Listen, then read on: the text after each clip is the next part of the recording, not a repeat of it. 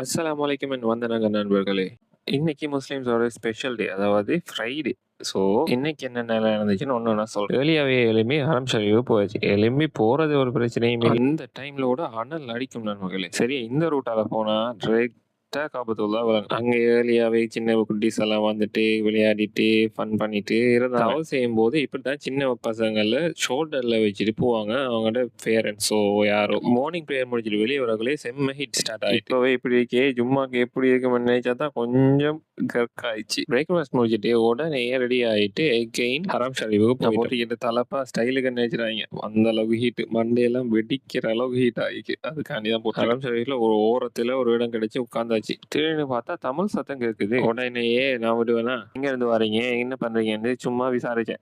அவர் இந்தியால சென்னையாம், இங்க தான் ஒர்க் பண்றாராம். அவங்களோட ஃபெமிலியால இங்க வந்திருக்காங்க உம்ரா செய்யறதுக்கு. ஸோ அவங்களோட உம்ரா செய்யறதுக்கு வந்திருக்கேன்னு சொல்லி சொன்னாரு. எப்போ வந்தீங்க? இங்க வேலை செய்றீங்களா? இந்தியால எங்க நீங்க?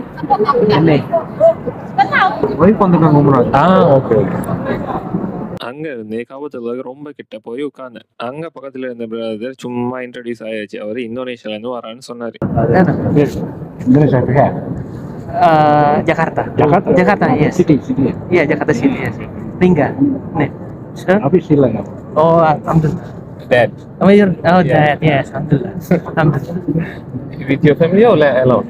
My family, my wife, my wife. அப்படியே பேசிட்டு இருக்கும் போதே சும்மா ஸ்டார்ட் ஆயிடுச்சு. من الآيات والذكر الحكيم اللهم أعنا على ذكرك وعلى شكرك وعلى حسن عبادتك.